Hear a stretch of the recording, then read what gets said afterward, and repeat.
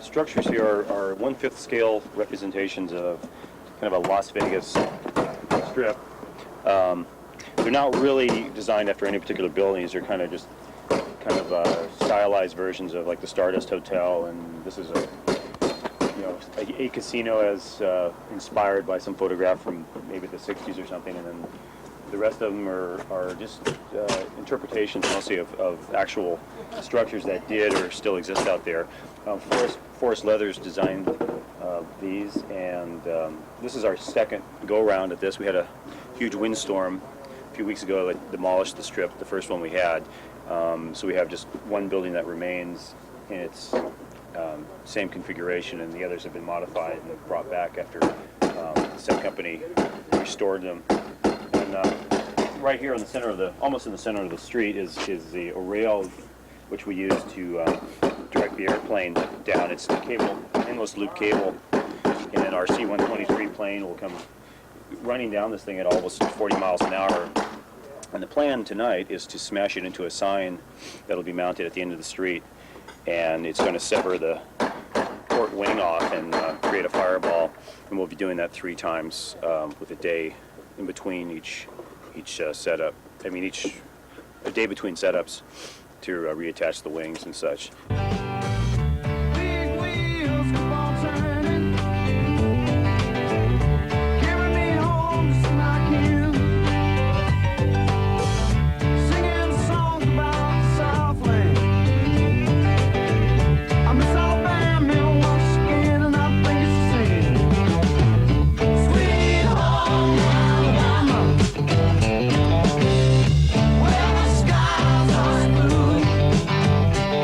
The sign originally, the intent was to do the Hard Rock sign as a CGI element. What does that mean? Have a computer-generated Hard Rock sign called the Neon, or make a miniature and then have the computers generate all the neon portions of it.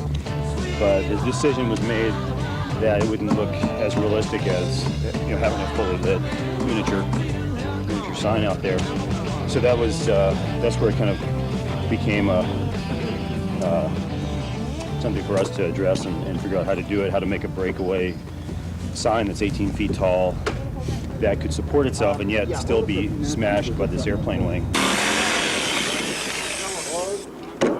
Give me a H. O. What does it spell? T. Hog. A. H. D. Hard. A.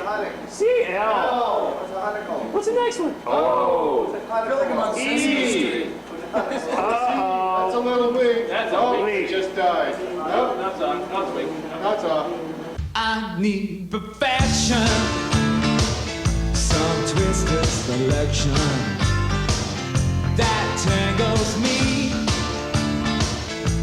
to keep me alive in all that exists. When none has your beauty, I see your face and I will survive. The real guitar is a series of big pipes, one that goes down to the ground, comes up through the building, and then there's a huge pipe that runs up the arm. And in the story, if the airplane did indeed hit that, it probably would have destroyed the plane immediately. And there's no way to. It wouldn't have been a very exciting shot to just have something like that exposed. So we built this out of railroad ties. This is just some old Lionel track that, out of desperation, I found one day when we really couldn't find anything else that would work. But it soldered great.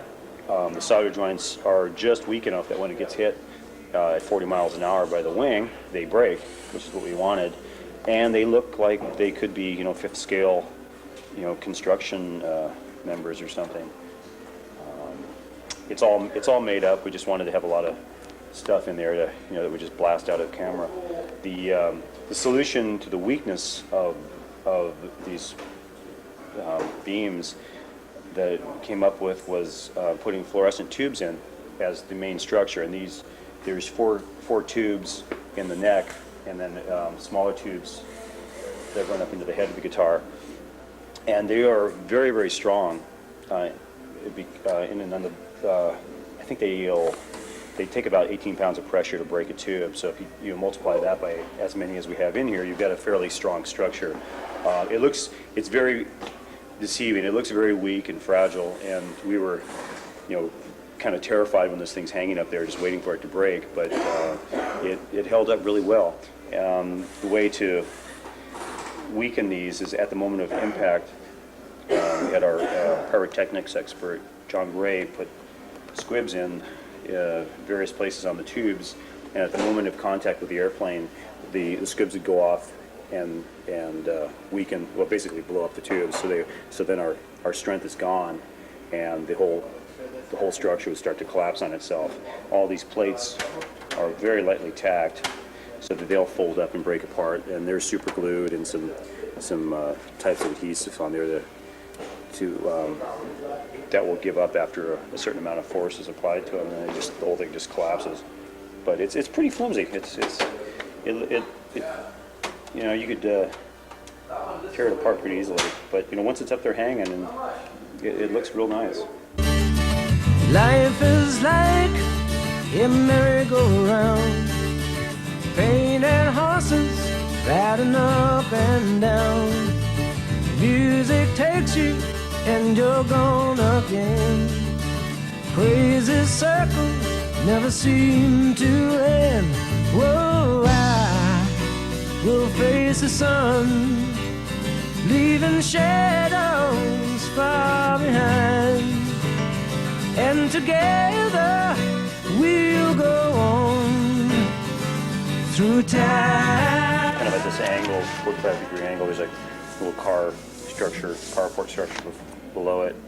What I did was go to Las Vegas and photograph the real one. Just took a lot of color photographs at night and daytime also, just to get a better sense of the construction and the details of how everything looks, and also just to see the true colors of the neon.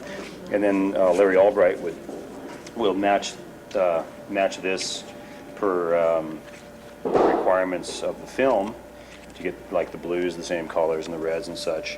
And he was in touch with Young Electron, or the electric people that made the original sign in Las Vegas. And we matched pretty much the same colors of the tubes and the gases and such. All the strings are illuminated. The Hard Rock logo itself has incandescent bulbs that chase and flash and things. What we decided to do early on was to have there's a point where the sign is totally illuminated, where it's not sequencing and not flashing, and we figured that would be a bit helpful to eliminate that from the mix and not have to try to do that. So we're going to hit the sign when it is fully bright, everything's on at that moment, and so consequently all the bulbs are just switched on. What type of glass did you use for that Hard Rock sign? That was a lead type glass, and that's typical sign type glass. A little easier to bend because you don't have to use oxygen like you do on Pyrex, and it's still hard all glass is hard to work with. Don't get me wrong, it's all difficult. But they each have their pluses and minuses. And one nice thing about the Pyrex is you get thermal shock is not a real big problem. With the lead glass, you got to be ever so careful going in the fire, because the stuff will just pop on you at any minute if you're not real careful with it. How many pieces did you have to bend for the sign? Oh God, I didn't even keep count. It must have been several hundred. At least 300 that I can remember. Grids, the outline of the body, the neck, the strings, all the lettering. Had to do all the lettering. It's funny. Here's had done 2 sets, and then another 2 sets. These are just slightly too large, like a 1/16 of an inch too large all the way around. So there was a lot of work involved in this project that a lot of people don't realize. Was that one of the toughest neon jobs you had? I'd say so. It's probably the toughest one I've ever done. Because of the size of the glass tubing? Just the size of the whole project. The size of the tubing wasn't really a problem. It just there was so much of it. It's just an incredible amount. Did you enjoy those calls from the set when you heard something broke? No. We were at each other's throats several times.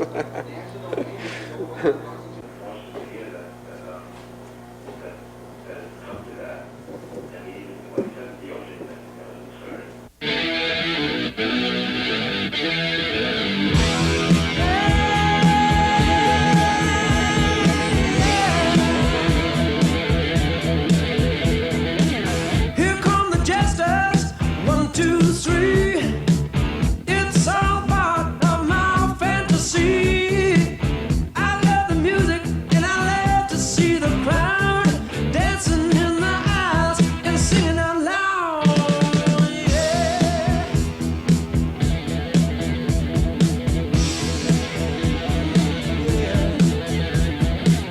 Here come the dancers, one by one.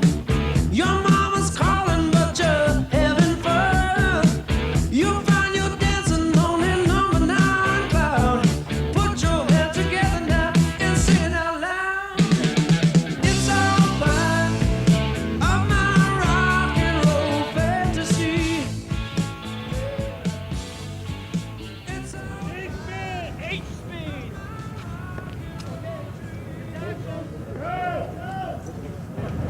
We're action. Here we go. We are moving.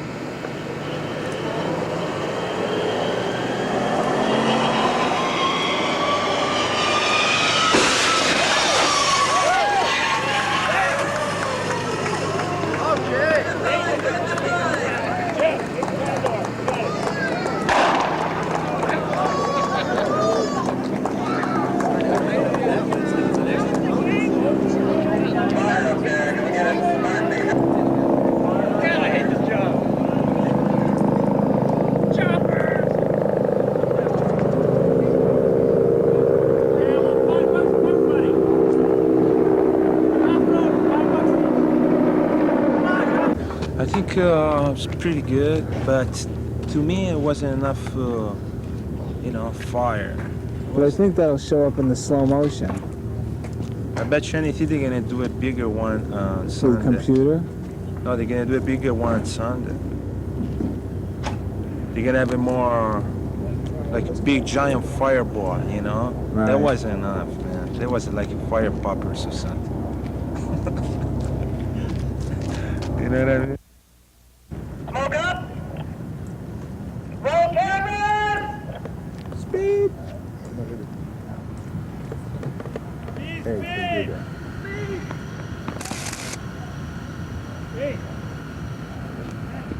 Action, action.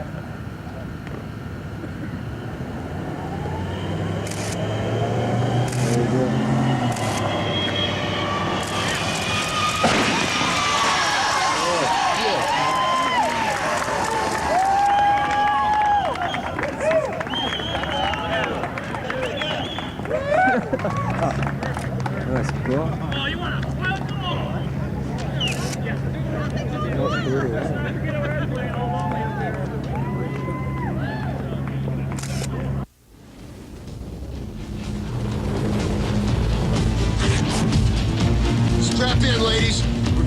night out in Vegas.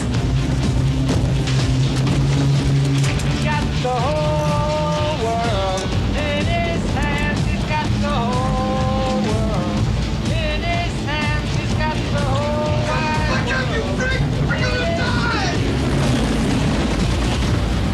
Can you make it to the airport? No way, sir.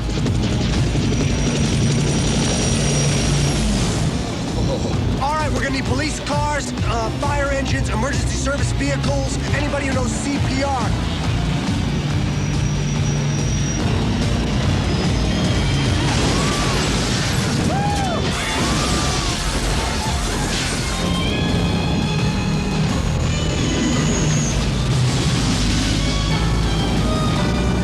Oh, this is beautiful.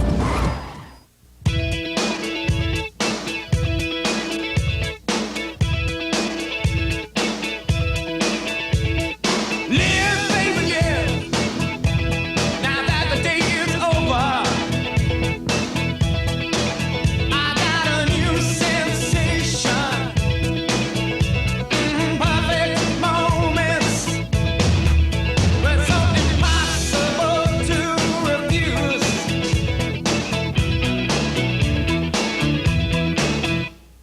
Sleep, baby, sleep. Now that the night is over. And the sun comes like a god into our room.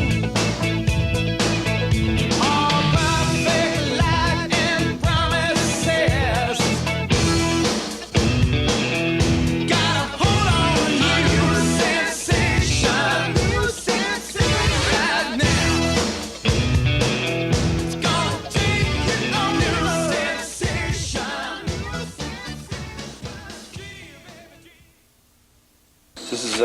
This is a part of the neck that's left after the hit. This is where it meets the body, and this is kind of what you get afterwards. It's a bunch of broken stuff.